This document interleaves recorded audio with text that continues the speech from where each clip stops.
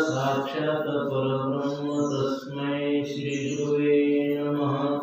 ज्ञानमूलं गुरुर्मूर्ति पूजामूलं गुरुपदं मंत्रमूलं गुरुवाक्यमोक्षमूलं गुरुकृपा अखण्डं निराकारव्याप्तेन चराचरं तत्पदं दर्शितं येन तस्मै श्री गुरुवे नमः।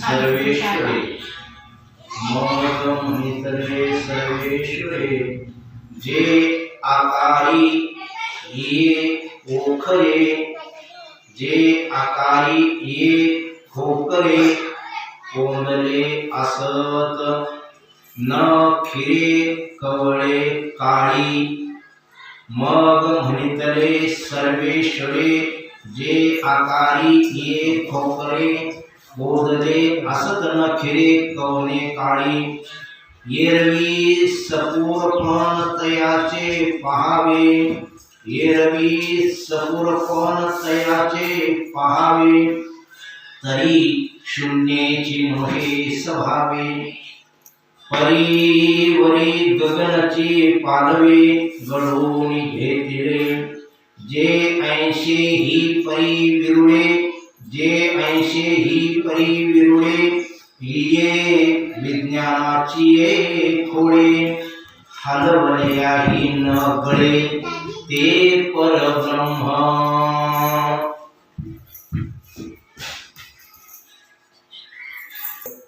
सेवा करण्याचा आहे तो सर्व या कामाच्या सांगितलं व्यापक विषय न म्हणण्यापेक्षा आपण बोलणं सगळ्यात महत्त्वाचं आहे। कारण हे मंदिराचं जे याने माताजी मला काही अनुभव म्हणजे मी डोळ्याने जे पाहिलो आणि जे मला काही समजा अनेक ठिकाणी मी पण 4 धाम 4 वेळा केल्या त्याच्यामुळे मला कुठल्या महादेवाचं काय आहे धर्म आहे काय हे आहे म्हणजे व्यासपीठ कसं असतं तर असं व्यासपीठ आणि या जवळपास कुठंसुद्धा नाही। इथं काय होतं त्या मंदिराचं पाहिल्याच्या नंतर गोगावच्या की एक वेळेस तुम्ही अज्ञानात दर्शन करा ज्ञानात दर्शन करा अनुभवात दर्शन करा मुळात कसंही दर्शन घेतलं महादेव नुसता डोळ्यानं जरी पाहिला दर्शन घेण्याचं बी कारण नतमस्तक न झालं तरी पण नुसतं डोळ्यानं जरी आपल्या मूर्ती पाहिली तरी याच्यामध्ये आपणाला 5000 मंदिराचं दर्शन केल्याचं पुण्य लागते त्या मंदिरात बरोबर। एक अभिषेक जरी केला तरी 100 अभिषेक केल्याचं पुण्य लागते। एक रुद्राभिषेक केला तरी कोट्यावधी महारुद्राभिषेक केल्याचं पुण्य लागते असं त्या महादेवाचा इतिहास आहे। इथे मी मिसळला असतो आणि आज या ठिकाणी असा योग आहे महादेव हा आपलं व्यासपीठ आपल्या अर्धांगीला पूर्ण देऊ शकतो का? पूर्ण व्यासपीठ आपल्या अर्धांगी पार्वतीला देऊ शकत नाही। एका शरीराचे 2 व्यासपीठ होत नाही। आता मला महाराजांनी सांगितले कोणीतरी महाराज आले होते आणि इथं महादेवाचा परिवार आहे म्हणजे स्वतंत्र आहे इथं स्वतंत्र आहे पार्वती स्वतंत्र आहे महादेव स्वतंत्र आहे अशी तुम्हाला हे परिवार जे आहे ते तुम्हाला कुठे कदापि भेटणार नाही बरोबर। कार्तिक स्वामी असो आणि गणपती असो तर हे जे पुत्र आहेत गणपती कशापासून तयार झाला मळापासून कार्तिकेचा आता तिकडे बघा गेलं तर इथं काही चालणार नाही त्याच्यामुळे त्याला निवांत बघू आता बरोबर आहे। फार मोठा गोड इतिहास आहे हे असं समजा सांगायला बसलो 2-4 दिवस पुरणार नाही. तुम्ही कार्तिकेय आणि गणपतीचा इतिहास ऐकला तुम्हाला माहिती पडतो. आणि गणपती व्यासपीठ आहे तर इथं सरळ सरळ पार्वतीनं जाऊन दिले. मी माझं स्वतःचं व्यासपीठ करू शकत नाही, मी स्वतः तर निर्माण होऊ शकत नाही, मी तुमच्यातच आहे. बरोबर आहे. सावली, शरीराची सावली सावलीला सोडून राहत नाही. मग दोन कसे झाले? दोन दाखवता कसं काय? मी दोन होऊ शकत नाही. त्या पिंडीत बी तुम्हीच पाहिजे, त्या पिंडीत बी तुम्हीच पाहिजे. बरोबर आहे. तर एखाद्या वेळेस आपली सावली बसल्याच्या नंतर भली लांब जाते. बघा तर भली लांब जाते ती. आणि मी जर एवढाच बसलो तर सावली एवढी लांब कसं काय? तुमचं सगळं अस्तित्व आहे. मग त्या भगवान शंकराचं अस्तित्व पार्वती आई सांगते मी तुम्हाला सोडून राहू शकत, माझं व्यासपीठ स्वतंत्र करायचं नाही. मग आता पार्वती म्हणून बरं कोणती पार्वती म्हणून ओळखावं आता सांगा, तुम्ही तर सांगा. कोणती पार्वती? अलीकडची पार्वती, मागचा शंकर का पुढची पार्वती? काही डाव जो आहे त्याच्यात. बरं आता असं उत्तरेला पिंड आहे, असं 2 पिंड येतात. आता आपली आई साहेब कोणी हाताला असते डाव्या साईड, पार्वतीचं व्यासपीठ तिकडं. बरोबर आहे. महादेवाचं व्यासपीठ इकडं. बरोबर आहे. आता डाव्या बाजूला महादेवाच्या मंडळावर आता अलीकडचे पिंड महादेव आहे आणि पलीकडचे पिंड पार्वती. हे तुम्ही गणित बघायला गेलं तर तिकडे विष्णू आहे. हे जर तुम्ही गणित मांडायला गेलो ना तिकडे विष्णू आहे. विष्णूच्या शेजारी पार्वती बसू शकत नाही. कसं बसते मला सांगा? त्यांची मालकीण वेगळी आहे ना. मग असं गणित कसं होतं हे गणित? म्हणून ते सांगत गेलं तर हे राहून जाईल इकडे. ह्याचं मी थोडं पेच बघितलं पाहिजे महाराज. हां बरोबर आहे. म्हणून असं जे काही विशेष काही महत्त्व बघायला मिळते, त्याचं चिंतन वेगवेगळ्या प्रकारात आहे. आपल्याला इथं पाहायचं आहे हे बी अमृत अनुभवच आहे, हे ज्ञानेश्वरीच आहे. दोन्ही एका व्यासपीठावर आहेत पण ते एकाच अधिकाराचे आणि एकाच वाणीतून प्रावर्त झालेले. असं काही नाही. पण माझी जास्त श्रद्धा म्हणजे जास्त आवड पहिल्यापासून अमृत अनुभव. न का कळणार त्या कळण्याचा विषय नाही. शब्द जरी आपल्या अंतःकरण पटावरती जरी उमटले बस झालं. माऊली सांगते मग म्हणितले सर्वेश्वरे, तो सर्वेश्वरेश. तुला कुठल्याही प्रकाराचं कुठली उपमा देता येत नाही. ह भ प क म ड काही देता येत नाही. तो सर्वेश्वर आहे. तो सर्वाचा अधिपती, सर्वाचा अधिपती. हो मग एकदा सर्वेश्वर म्हणण्याचा अधिकार आहे. ते सर्वेश्वर ज्या वेळेस होतो तो सर्वेश्वर असणारा अर्धांगीला घेऊन होऊ शकत नाही. लक्षात घ्या. त्याच्यात थोडं गणित वेगळं आहे. सर्वेश्वर देवाचा देव, देखिला माय देवाचा देव. ज्ञानेश्वर महाराज सांगतात देखिला देव, देवाचा देव. मग आता देव बघितलो का देवाचा देव बघितलो?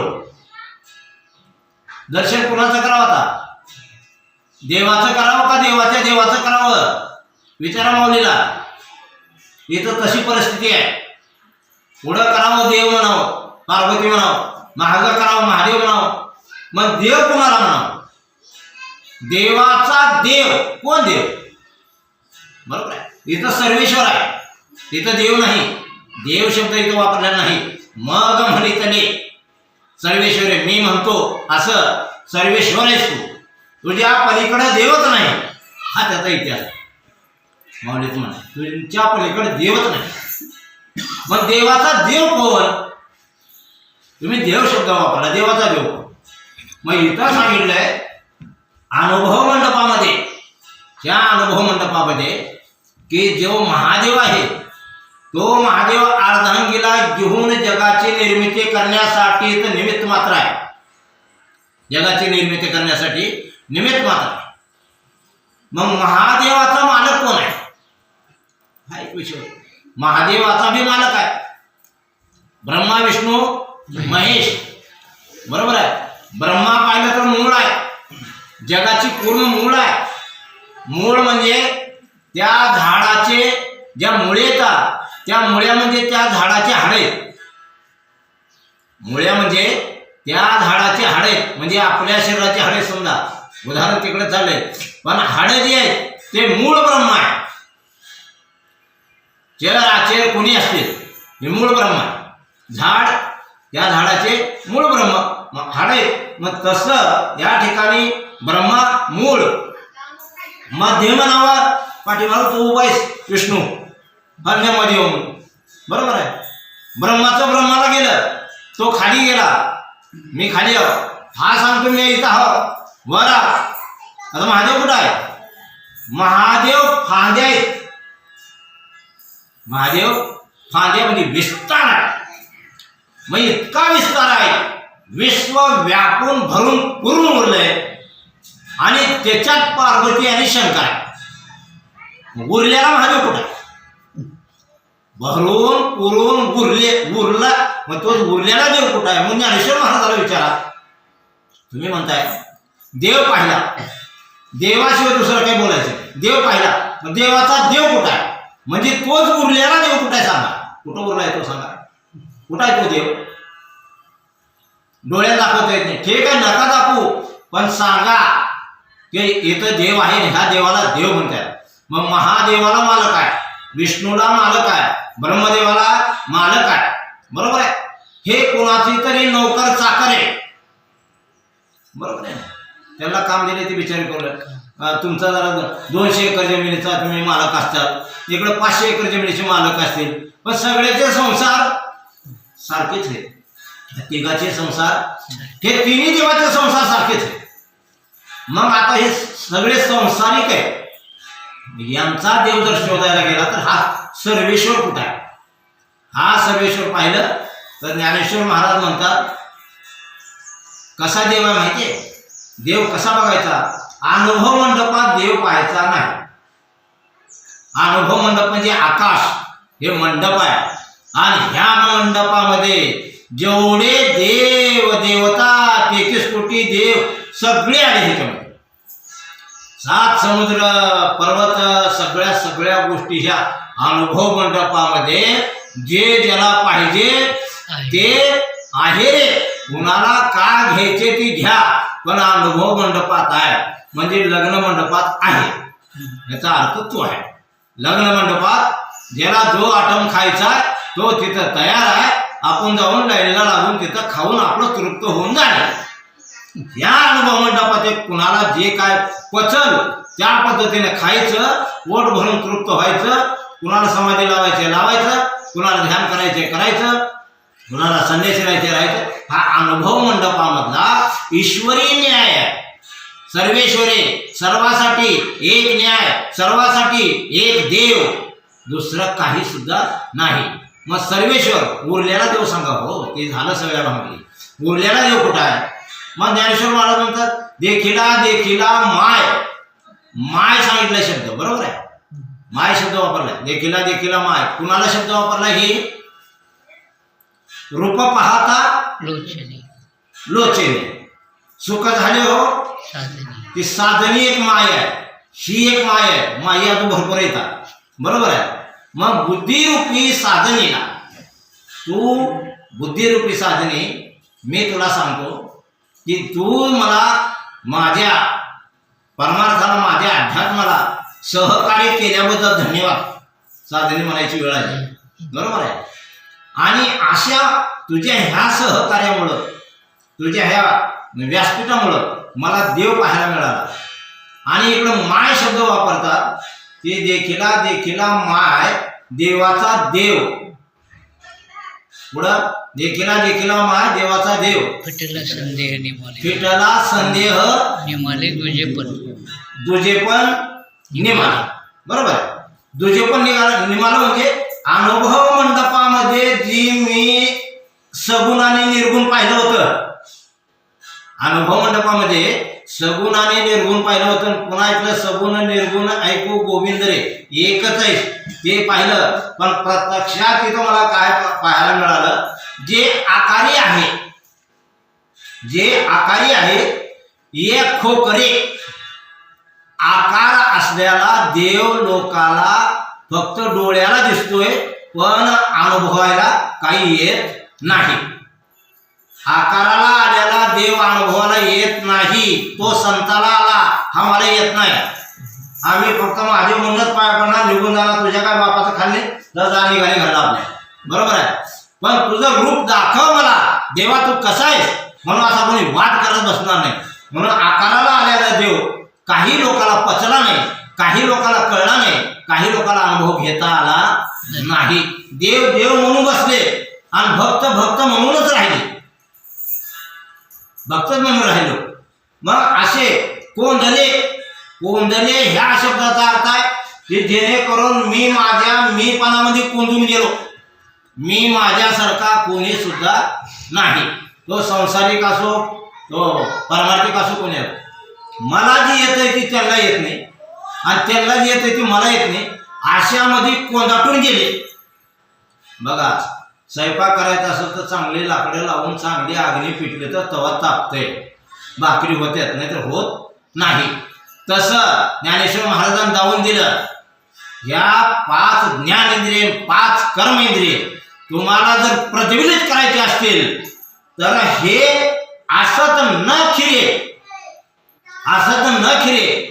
आर तर पडला नाही पाहिजे आणि भाकरी तर 100 झाल्या पाहिजे, अशी आगील पाहिजे शरीरामध्ये.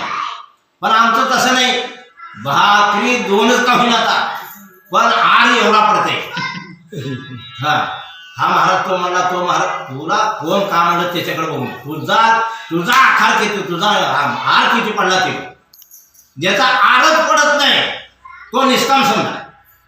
किती लाकडं जाळे काय नाही एवढं लाकडी निघते, बरोबर आहे. तसं मीपणाची, अहमपणाची, गर्वाची कोणती असणारी आपल्या शरीरामध्ये जर आपण हे व्यासपीठ जर तयार केलं तर या ठिकाणी माऊली सांगते, कोंदले असत न खिरे कवने काळी एरवी सपुरून न पाहावे. म्हणून आपलं कवन काळ म्हणजे कोणता दिवस कसा येईल, कोणता टाइम कसा येईल तुला सांगता येणार नाही. तर तू त्या भानगडीत न बघता त्या सगुण देवाला कसं प्राप्त करायचं. देव तुमच्याकडे यायला तयार आहे, देव तुम्हाला बोलायला तयार आहे, पण तुम्ही देवाला बोलायला तयार नाही. आपण बोलायला तयार नाही, आपल्याकडे शब्द नाही देवाला बोलायला. म्हणजे या ठिकाणी माऊली सांगते की मग सर्व ईश्वर असणारा भगवान म्हणाले, जे या विशिष्ट अधिकारामध्ये आकारात जो व्याप्त असलेला भगवान तो कसा आहे, कशामध्ये आहे. एरवी वरी गगनाची पालवे, म्हणजे पूर्ण गगनामध्ये जो असणारा भगवान परमात्म्याचाच आकार आहे. पूर्ण ब्रह्मांडाला जो आकार आहे तो भगवान परमात्म्याचा आहे. मग असा भगवान परमात्म्याचा जो आकार आहे तोच आकार आपल्या शरीरात आहे. 14 भुवन आपल्या शरीरात आहे, 7 समुद्र आपल्या शरीरात आहे, स्वर्ग सगळी देवता 33 कोटी देवता आपल्या शरीरात आहे. ते आपणाला अनुभव घेता येत नाही. म्हणून या ठिकाणी अक्षर म्हणजे स्वयंप्रकाश ब्रह्मवस्तू. अक्षर म्हणजे स्वयंप्रकाश ब्रह्मवस्तू. ही ब्रह्मवस्तू म्हणजे वस्तू नाही, ब्रह्म असा आहे की या ब्रह्माला पाहण्यासाठी या नेत्राची आपल्याला दिसत नाही. ब्रह्म पाहणं म्हणजे एवढं काही सोपं नाही, या नेत्राने दिसत नाही. मग कुण्या हे असणाऱ्या ब्रह्मरंध्राच्या नेत्राने भगवान परमात्मा पाहता येतो. ह्या भगवान परमात्म्याला पाहण्यासाठी अजून एक विशिष्ट प्रकारचं ध्यान आहे.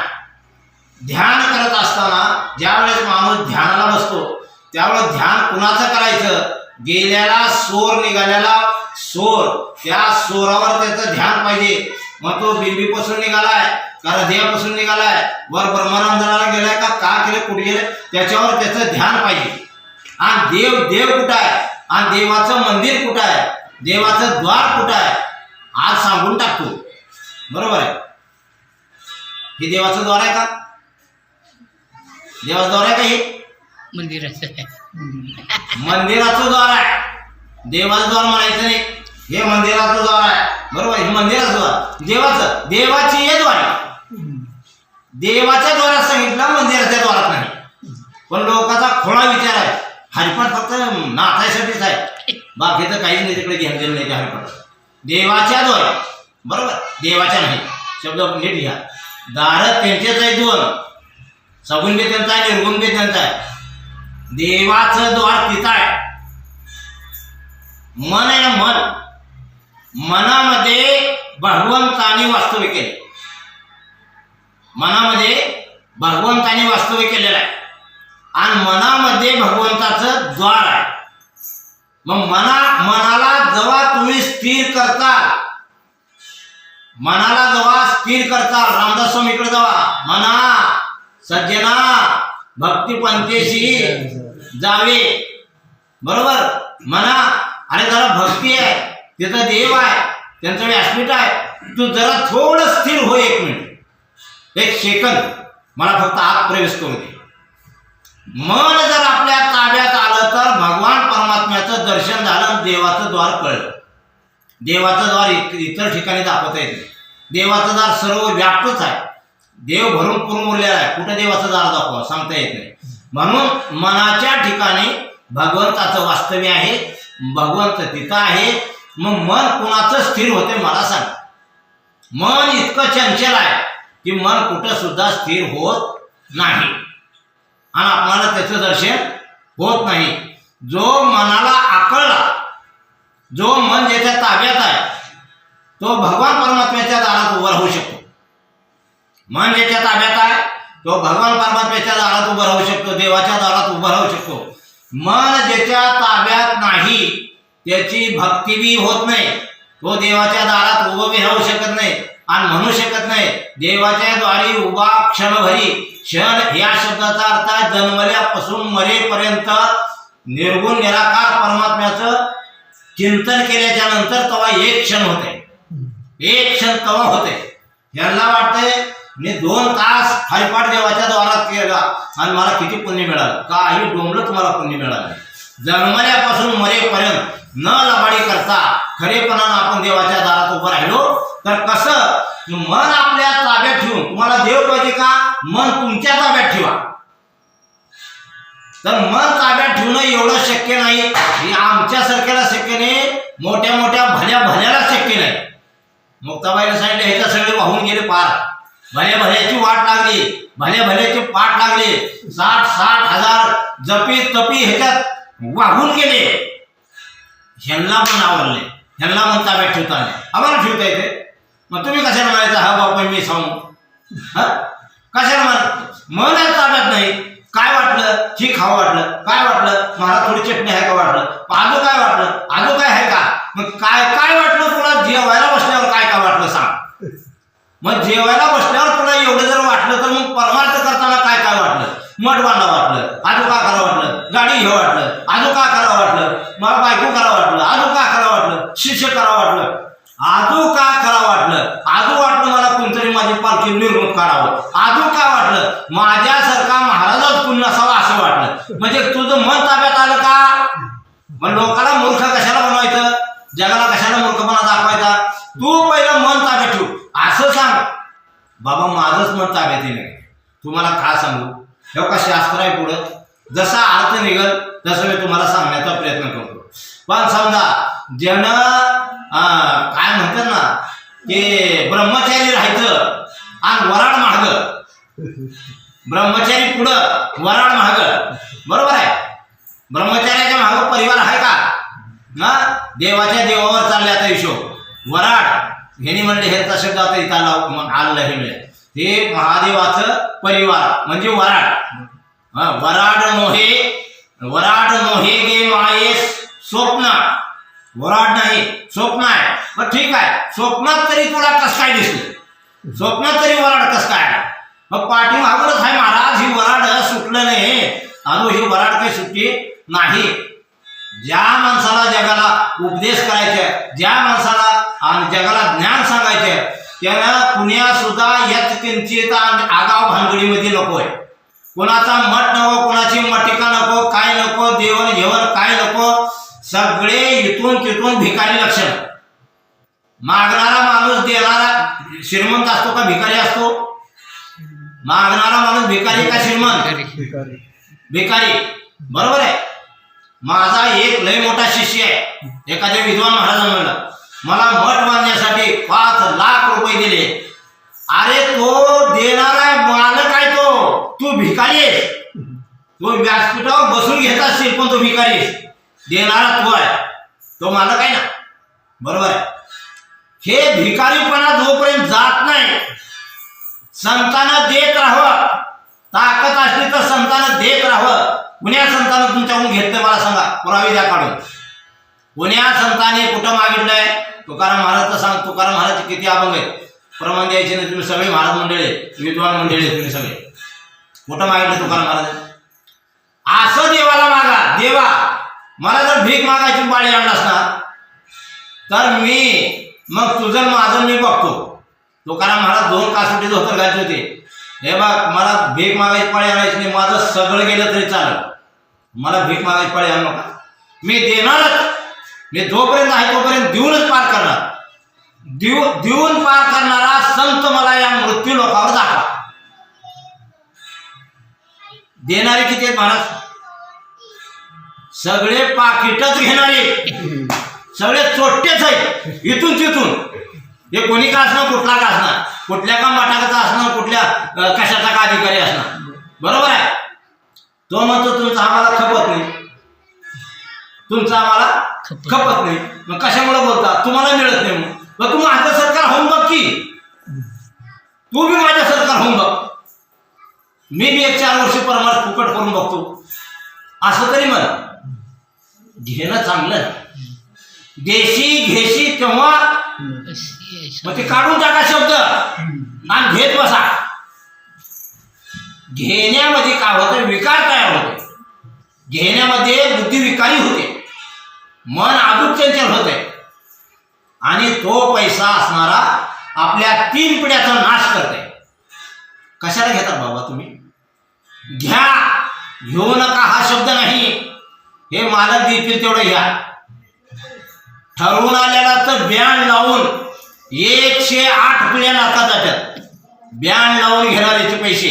जो माणूस बँड लावून सांगतो मला 2000 रुपये पाहिजे, मला 10,000 रुपये पाहिजे, सांगायचं त्याने 108 पिढ्या नरकात. मग तू परमार्थ केलास का मागचे नरकात घालून गेला? तू लावली आग, मागची बसली जळत आणि ते हिंडा मग पंचांगण हुडकत. महाराज जरा बघा की आमचं असं होईल. महाग पेटवले, पेटवणाऱ्यानं महाग पेटवले, ते जळत चालले पुढा. बरोबर आहे. निष्काम परमार्थ. तुम्ही जरा अजून ह्याच्या बाहेर पडा म्हणजे तुम्हाला कळतंय संत कशाला म्हणतात, साधू कशाला म्हणतात. उत्तर काशीला एक ब्रह्मानंद स्वामी, त्यांच्या मठामध्ये जवळजवळ आता 3000 असणारे संन्यासी आहेत. 3000 संन्यासीने एकच काम करायचं, फक्त जप करायचं ओम नमः शिवाय. 2 टाइम जेवायचं, 1 तांब्यावर दूध, सगळी व्यवस्था. काय पाहिजे कपडा बिपडा सगळं. पैसा तेवढा नाही. करायचा असं कर, न करायचं भीक मागत हिंडता तिकडं बाहेर. भीक मागायला भरपूर जागा आहे. बरोबर आहे. मग तो संन्यासी जो आहे तो सांभाळणारा, तो त्याला वर्षातून एकदाच दिसतो, पण त्या आश्रमात काही कमी पडत नाही. कोण चालवतंय? आणि अशी काही शक्ती वापरा, अशी काही ईश्वराला शक्ती मागा. पण आमची मंडळी एवढी घाण बुद्धी टाकलेली आहे. ह्या मठाचा महाराज आले की आमची पार गावाला 37 लागते, त्याला काढायचे काही हो. किती पैसे लागतात? आणि तो 21,000 मागतोय. चालेल, गावाचा पार बुकना लागलं तर चालेल. सप्ते करू गाव एका दिवशी सप्ताह नको म्हणते की बघा. नको काय पट्ट्या देणं होत नाही. गाव भिकाला लागणार आहे, भिकाला एक दिवस. सप्ते करू तरी काही सुद्धा कळणार नाही. कशाला करता संधी? म्हणून महाराज असं असावं की महाराजाला देऊन जावं रे. तुला यायचं असेल तर दे. वर्गणी फाड पहिले. इथं वर्गणी फाडायचं असेल तारीख नको महाराज तुमची, जा तिकडच जा. वर्गणी फाडायची असेल त्याला आपली तारीख घेऊ नका. काका सगळे घ्या, सप्ताह करा, मोकळा व्हा. कशाला डोक्याला ताण उभं. बरोबर आहे की आपले जवळचे न का कळणार. इकडं बोलिले लेकुरे इकडं वेळ वाकडं म्हणायचं आणि इकडं भले पाकिट मोठे आणायचं जाऊन किशन. काय म्हणजे तेच तुमचं सगळं तेच आहे. म्हणून असं नको. अरे पैलवानकी करायची आहे तर लंगूट लावून कर. पैलवानी काय करायची आहे तर लंगूट लावून कर. लंगूट चोरून आणि पैलवानकी होत नाही. म्हणून जे जोग महाराज आहेत तो पैलवानच होते. माहिती आहे तुम्हाला. मी पैलवानच होते. ते बी वाघावर बसून सापाचा चाबूक हातात होता. इथं धोतर फिटल इथं साप आल्यावर. त्याच्या घोंगड्यापाशी जर साप आला ना घोंगडं सोडून नाही पडत मला विचारतो. कोणताही महाराज फक्त यावं लांबलं तर साप. बरोबर आहे. आणि ज्या वेळेस हा साप बांधला जातो म्हणजे सोडला जातो वाघ बांधला जातो वाघानं जवळ डरकाळी फोडली. महाराज पैलवानची करत होते तेव्हा ज्या रिंगणात जो पैलवान उभा ना त्यांची पाठ लावण्यासाठी त्यांची लंगूट वाघानं डरकाळी फोडल्यावर फिटत होती. महाराज तर जायच्या आधी गावन गाव सत्य ह्याच्यासाठी गाव सुधारण्यासाठी गावावर संस्कार होण्यासाठी बारीक असणारी मुलं आपली पुढची पिढी आपल्या परमार्थाला आपल्या धर्माला कशी अनुकूल होतील कसा धर्म कळेल पुढच्या पिढीला ह्याच्यासाठी आहे. संस्कार आहेत ह्याच्यामध्ये ज्ञान आहे. या पुढच्या पिढीला मार्गदर्शन आहे. नुसता धर्म शिकवायचं नाही. इकडे विज्ञानाची गरज आहे. जगायची गरज आहे. माणसं ओळखण्याची गरज आहे. कसं जगायचे आहे चाणक्य नीतीची छत्रपती शिवरायाची नीती वापरायची आहे. सगळ्या गोष्टी आहेत. नुसतं तुकाराम महाराज काय म्हणले असंच बोलणं थिल म्हणले का म्हणले असंच हिल म्हणले दुसरं काय नाही. पुढचा येणारा काळ पुढच्या काळाला पुढच्या पिढीला लेकरं होणार नाहीत होते ह्याची कोणाला चिंता. बाबा आणूनच मिळलो तुम्ही पुढच्या पिढीला लेकरं नका होईना त्याला मी काय घेण्याचं नाही समजा त्या गोष्टीचं. म्हणून पुढच्या पिढीसाठी काय वापरलं पाहिजे काय यंत्रणा केली पाहिजे शेतात काय पेरलं पाहिजे काय खायला दिलं पाहिजे. तुमच्यासारखे माणसं आता होणार नाहीत मागचे लेकरं. बरोबर आहे. सगळ्याच गोष्टीचं ज्ञान पाहिजे माणसाला. अशा गोष्टीच्या ज्ञानाला आणि संसार सुखाचा करणार अवघाचे संसार सुखाचा करीन असा जी माऊलीचा संकल्प आहे सुखाचा करीन. तसं आपण ज्या गुरुला गुरु म्हणून केला का नाही गुरु कोणी का असणार मला काही घेणं नाही. गुरु कोण असं काय का मग गुरु केल्यापासून सुख लागलं का का हाय तसे खाऊ का काही धापा चक्कर घेतला. तुम्ही एखादं काही केलं असतं समजा जेवढे गुरु केले त्यांचे मंत्र विसरून गेले. ज्याने गुरु केले त्याने फक्त गुरु डोळ्यात दिसले त्यांना समाधान होते. मागची पिढी तिकडे वड्याला का भात जाईना. बरोबर. गुरु ह्या शब्दाचा अर्थ आहे जो संकटातून सोडवतो तो गुरु. जो संकटातून सोडवतो तो गुरु आणि सगळं आपलं संकट तो सहन करतो तो गुरु. त्यांचं पाप आपण पचवतो तो गुरु. शंकराने दाखवले विष पचवून. बरोबर. सर्वस्व जर आपण गुरुला जर अर्पण केलं तर गुरु असा असावं. नुसतं गुरुचं दर्शन घेतल्या आपली बुद्धीचे विकार सगळे नष्ट झाले पाहिजे. आपल्या शरीरातले सगळे विकार नष्ट झाले जळून खाक झाले पाहिजे. कशी होतील. अरे बुद्धी जर गुरु आहे गुरु अग्निरूप पाहिजे. अग्निरूप पाहिजे. मग अग्नीला कुठं घेऊन ठेवा त्याला जाळल्याशिवाय राहत नाही. असे गुरु असावं. नुसते गुरु राहावं. पैसे टाकले तर मोठे टाकले तर खाली बघावं बारीक टाकले तर कुंकड तो थोपड करावं. तुझा का धंदा आहे हे बाजार आहे परमार्थ म्हणजे का बाजार आहे काय. आणि त्याच्यात हा लागलेला पाठीमागं परिवार आहे. म्हणून जाता जाता माफी मागून बोलून माफ करा कारण माझा स्वभाव जर थोडंसं वेगळं आहे. बरोबर आहे. मी मला काही घेऊन देणार नाही. तर अशा पद्धतीनं या ठिकाणी स्वयं परब्रह्म हेच असणारं निर्विकार आणि त्या निर्विकारामध्ये माऊली सांगते की देखिला माय देवाचा देव पाहिला. मग मी सांगत होतो की ह्या तिन्ही देवाचा कोणीतरी मालक आहे. बरोबर आहे. गावात गुरं सोडले या टायमाला आणि कोणीतरी वाळवून घातलेला असावं आणि गुराखी त्याच्या पाठीमागे असते. मग पुढच्या बाया शिवाय देतात. तो मेल्या कुठं बसला असेल गुरं सोडून, म्हणजे मागं कोणीतरी याचा मालक आहे. गुरं गावात आले, मागं मालक आहे. समजा हे देव, तिन्ही देव जे आहेत हे देव असणारे या ब्रह्मांड चालकाचे तिन्ही मालक आहेत. बरोबर. मग आता मला सांगा, मग देवाचा देव कुठे आहे? तर माऊली सरळ सांगते, ह्या अनुभव मंडपाच्या बाहेर सर्वात शरीराचं उंच ठिकाण कुठं आहे? मेरू पर्वत. बरोबर आहे. मग आता सर्वात शरीराचं उंच ठिकाण कुठं आहे बाबा? डोसकर. हे कृष्णाने डाव कुठं खेळला? तिकडं कुंकडं जाऊ नका, तुम्हाला कोणतं कोड सापडत नाही. सगळं शरीरात आहे. वृंदावन शरीरात आहे, मथुरा शरीरात आहे, गोकुळ शरीरात आहे. हे बघा, ही पाठीमागचे हे या इथून एवढे ह्याच्यात डाव खेळलेला आहे. बरोबर आहे. खोचा डाव इथं पाठीमागं मांडलाय त्याने. आणि शेवटची जी मनका आहे ना, हे सर्वात उंच ठिकाण आहे. आणि इथून विहंग मार्गाचं मार्गदर्शन केले माऊलीने.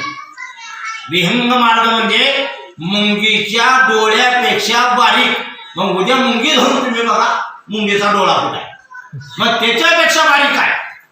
या अनुभव मंडपातून बाहेर जाण्यासाठी एवढं छिद्र बारीक आहे, जे विहंग मार्ग आहे. मग तो विहंग मार्ग मुंगीच्या डोळ्यापेक्षा बारीक आहे. ती मुंगीची डोळा केवढा आहे बघा. मग आपल्या शरीरामध्ये 4 शरीर आहेत. बरोबर आहे.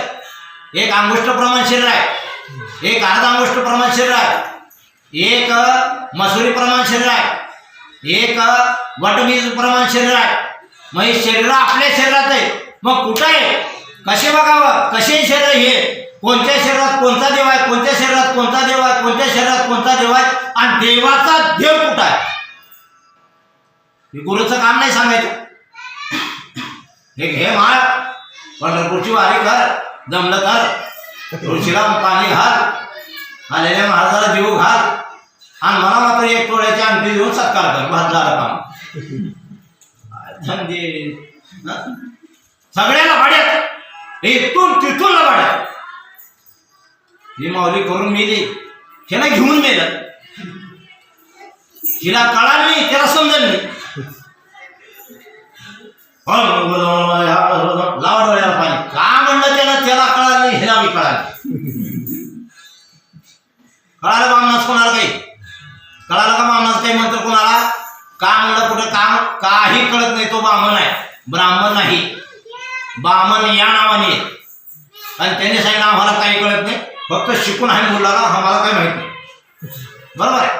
त्याच्यात पाप काय पुण्य काय का भानगडे आम्हाला काही माहिती नाही. फक्त आमच्या परंपरेनं आलेलं शास्त्र आमच्या पुढे आहे, ते आम्ही सांगून आम्ही हे करू. काय म्हणून केलं हे आम्ही कोणी विचारत नाही. हो, आम्हाला तर विचारत काय तेवढं आहे.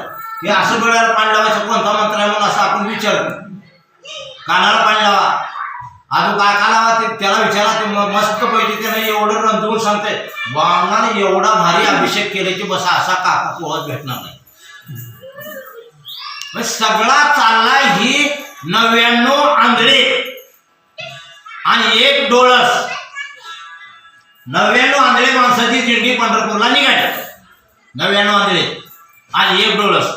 त्या 99 आंधळ्याला ही 1 डोळस सांगते, अरे सूर्य निघाला, इकडून सूर्य निघालाय, इकडं खड्डा आहे, या बाजूंचं इकडं नदी आहे. अरे आम्हाला 99 आंधळ्या माणसाला सूर्य दिसला गेलाय, तुला एकट्याला कसं काय दिसलाय? आता मत कुणाचं पडलं जास्त? 99 आंधळे माणसं, त्यांचं मत भारी पडलं. तसं या परमार्थामध्ये 99 आंधळे आणि बोटावर मोजण्या इतके साधू, त्या साधूच्या असणाऱ्या व्यासपीठावर आमचा चाललेला परमार्थ आहे. हे पृथ्वी माता जी आहे ना, थोड्या या 5 बोटावरती असे हे डोळ्याला साधू दिसत नाही, त्या साधूच्या असणाऱ्या पुण्याईवर चाललेला परमार्थ आहे. आमच्या भोळ्या लोकांना भजन राखून ठेवलंय म्हणून त्याचा हा परिणाम आहे. भोळ्या वारकऱ्यानं भजन टिकून ठेवलंय. पहिलं काय नारळ होता का, काय प्रसाद होता का, पाकिटो होते. रातभर भजन करत सकाळी पोटभर जेवून जा. बरोबर आहे. काय होतं? काही नाही. बुक्का नाही, नारळ नाही, काही नाही. हे छापेबाजी कधी आली? हे छापेबाजी, चतुरपणा, ही जे घुसलं मध्ये हे चोट्टे जसे मध्ये घुसले तर भजनाचं फार वाटलं झालं. लबाड माणसं याच्यामध्ये आहे. म्हणून भोळ्या माणसं बघा तुम्ही, देव त्याला सहकार्य करतो. जो भोळा आहे त्याला देव सहकार्य करतो. मी म्हणत नाही, तुकाराम महाराज म्हणतात भोळा. तुका म्हणे भोळा जिंकू जाणे कळी काळाला जिंकणारा भोळा जिंकल. तू ज्ञानेश्वरी पाठ केलास का भागवत पाठ केलास तिकडं आम्हाला त्याचं घेणं देणं नाही. आणि किती माणसाला तू पटवलं तुझ्या मागे किती माणसं घेतो गेलं नाही. बरोबर. भोळं राहावं, साधं राहावं. बरोबर आहे. गवत चांगलं आहे का वाईट आहे? एवढं उदाहरण देऊन संपू. गवत चांगलं आहे का वाईट आहे? गवत चांगलं आहे. आता बदलू नका बरं पुढं. गवत चांगलं आहे की नाही? तणनाशक कशाला?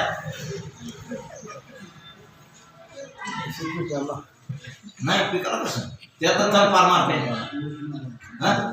तणनाशकच आहे.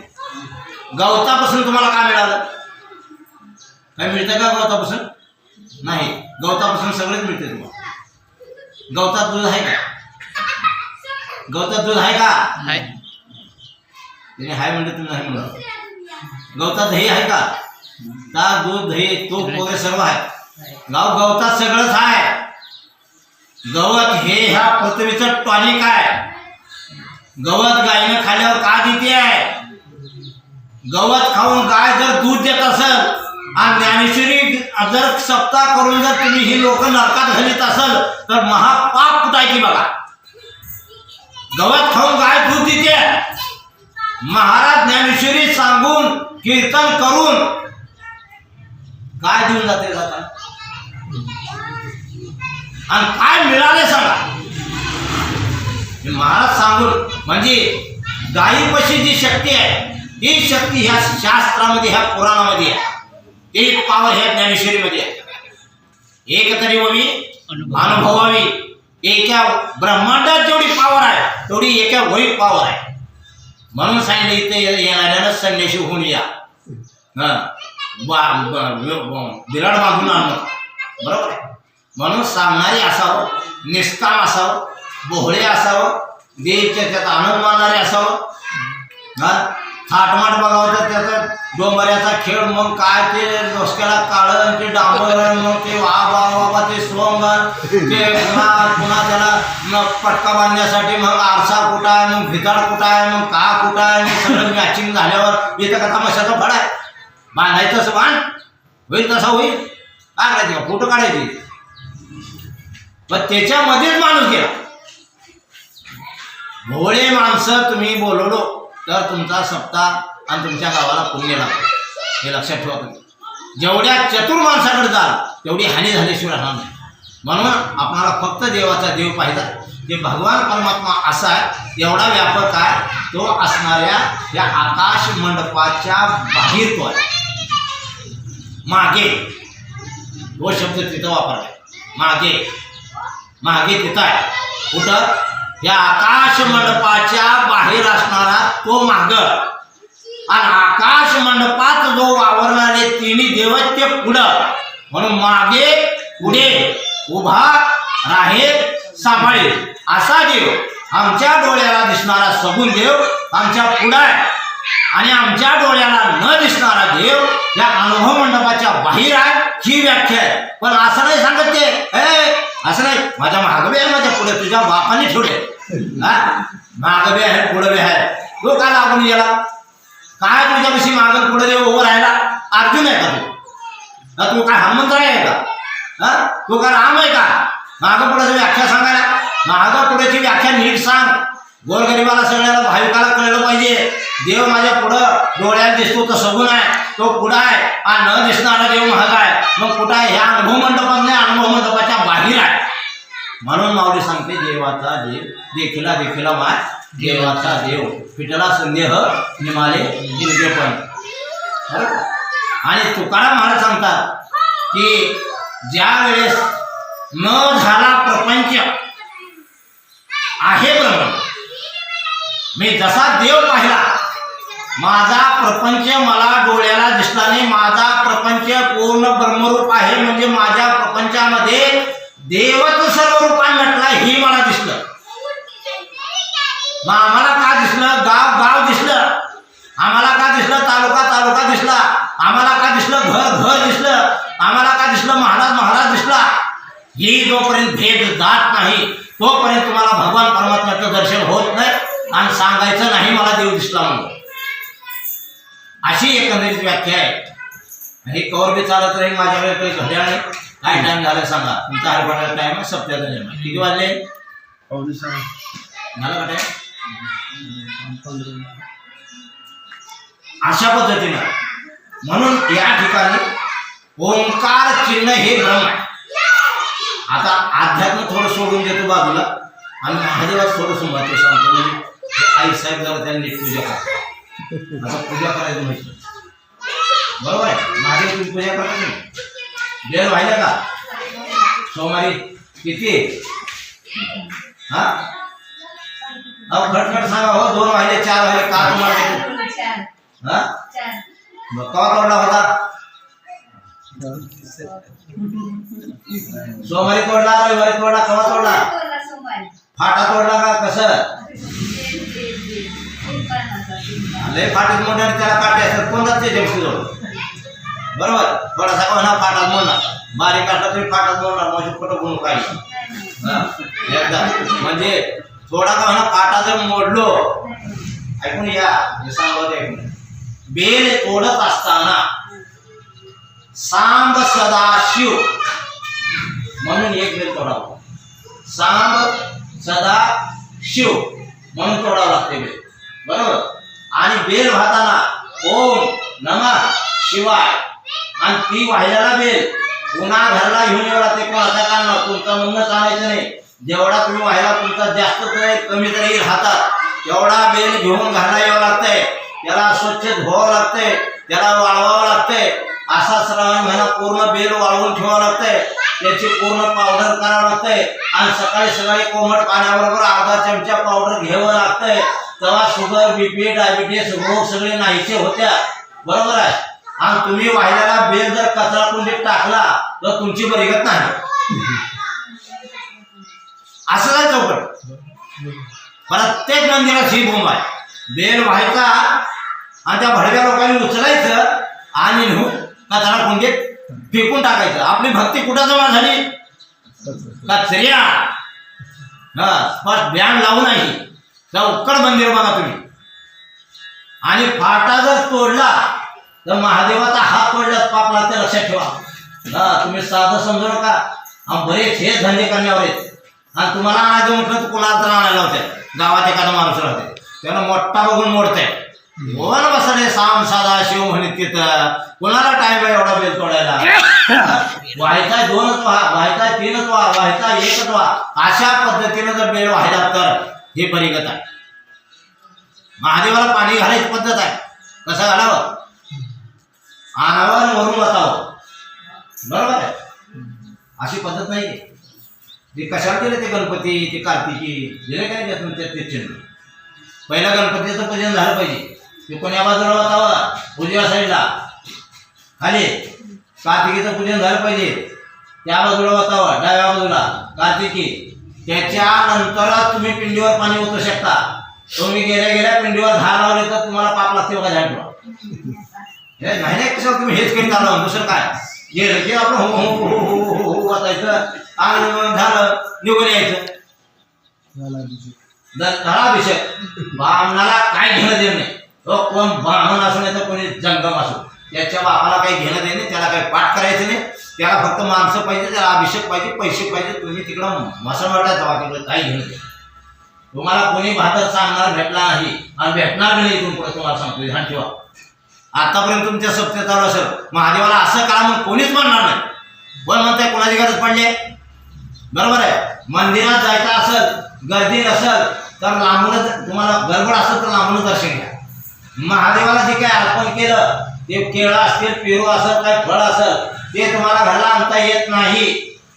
सगळं तुमच्या मागं पितर लागतात बघा ते आणल्यावर, आणि तुम्हाला घरला जाणार त्या नंदीपाशी व्हावं लागते. मग जे घरला आणायचा प्रसाद आहे नंदीपाशी व्हा, जे अर्पण करायचं आहे त्या बालकाला तिकडंच ठेवून दे, कोणी का खायला.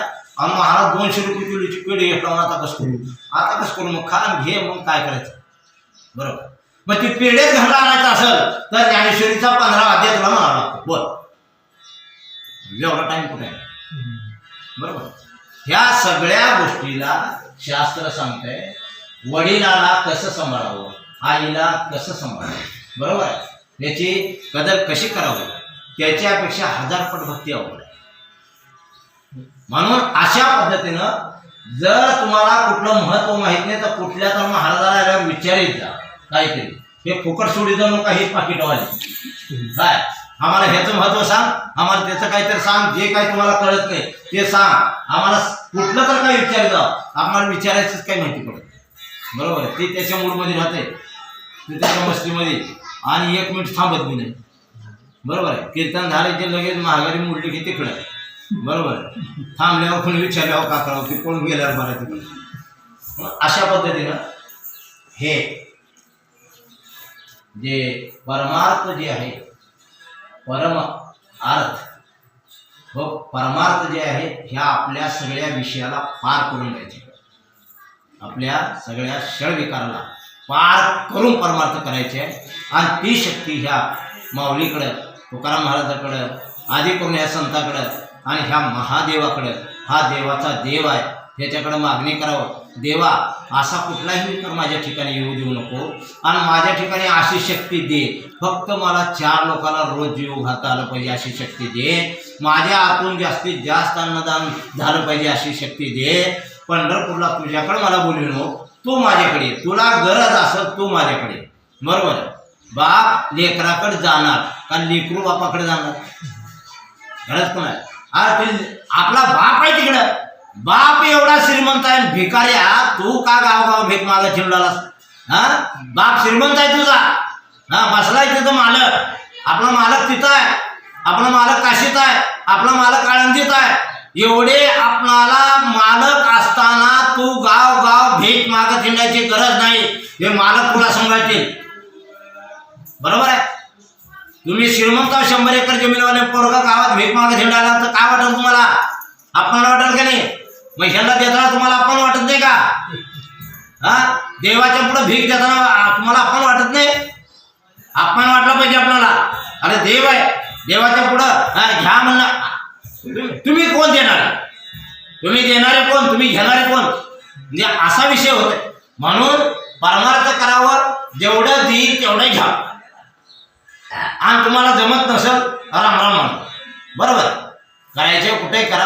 अशा पद्धतीचा परमार्थ पूर्ण आंधळा झालेला आहे. परमार्थात प्रत्येकाचं व्यासपीठ वेगळं झालेलं आहे. प्रत्येकाचं व्यासपीठ वेगळं म्हणजे प्रत्येकानं समाज कॅच करून ठेवलेला आहे. धनगराची मेंढर किती, 3.5 खंड्या, ह्याची मेंढर किती, 12 खंड्या, याची मेंढर किती, एवढी खंड्या, 20 खंड्या, 40 खंड्या, 100 खंड्या. हे असं एका महाराजानं खंड्या खंड्या मेंढरी हे काही जमा करून ठेवलं. जे म्हणते आमचं महाराज लय भारी, आमच्या महाराजासारखं आमच्या मेंढरासारखं मेंढरूच कोणी नाही. बरोबर. काय ह्या विचारांचं काय सांगायलाच काय बरोबर सांग. म्हणून असा विषय, मग तो विषय इथं परमार्थात काही लागू पडत नाही. इथं फक्त जर समजा असा परमार्थ करावं की आपल्या अंगाला घाम यावं, असं परमार्थ करावं की गावात कुठेतरी 4 लेकरं सुधारावं, असं परमार्थ ह्याच्यासाठी आपण खर्च करून केलेला सत्ताय. त्याच्या चरणी नतमस्तक व्हा, त्याला त्याच्याकडे शक्ती मागा, माझ्या ती दुर्बुद्धी जाओ, आणि मला असणारे या ठिकाणी माझ्या ठिकाणी सद्गुण उत्पन्न हो, आणि असणारी मला जगाची सेवा करण्याचं पुण्यधन करावं, अर्पण करावं. हेच भगवान परमात्म्याच्या चरणी मागणं मागतो. आणि हे आमचे काकाश्री विद्वान साधू आहेत. आलं का लक्षात. उगं त्यांनी म्हणले महाराज बसा, आता कीर्तन ऐकायचंच असेल त्यापेक्षा ते वाद नाही, पण त्यांनी हसतात हे मला त्याचा आनंद वाटतो. बाकी काय बी बोलले हसतात ते, काय ऐकावं पण हसतात. हुशार आहेत, विद्वान आहेत, त्याच्याबद्दल काही वाद नाही. आणि तसे घरून बी काही कमजोर नाही. बरोबर आहे. पाहिजे बरं आणायचं नाही, पाहिजे मागायचं नाही कुणाला. बरोबर आहे. दिला न दिला तसं बी काही नाही. अशी बी त्यांची वृत्ती आहे. आता कसं आहे, सगळ्यावर त्रास करावा लागते बघा. सगळ्यावर त्रास करावं लागते. का नाही गेलं मुलं दुसरं घेणं म्हणजे पंक्ती बरोबर फायदे काम की नाही जमत नाही पत आहे थोडी तर तोंडी लावा पृथ्वीला. असं तरी का होईना करावं लागते. असा केलेला प्रसाद दिला तरी का होईना तो त्याने काय असं करून नाही. पण असंच त्यांना बी माझे मागणं आहे, महाराज तुम्ही काही 4 माणसं असे सुधारावा आणि गावगाव असे सत्य करा. ते मागितलं की त्याची तारीख काट. येताव का महाराज? नाही येताव की. मग पुन्हा म्हणलं किती घेताव, किती देताव? देताव बी नाही घेताव बी नाही, तू तिकडंच जा. अशा पद्धतीची सेवा तुम्ही करून घ्या. माझं काहीतरी भाग्य यांच्या निमित्तानं ते पांचाळ यांचे सगळे काय परिवार सगळं ते बाळू महाराज तिथं आले महादेवाचे प्रवचन करा. म्हणलं काय प्रवचन करायचं, तुमची माझी ओळख नाही. मग पूर्वीच काही महादेवाची ओळख असं आणून दिली त्याने इथं माफ करून घ्या.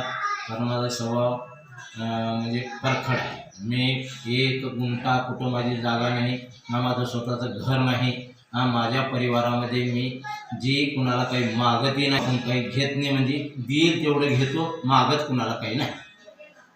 मला एवढी पंढरीनाथ भगवान की जय. ज्ञानेश्वर महाराज की जय.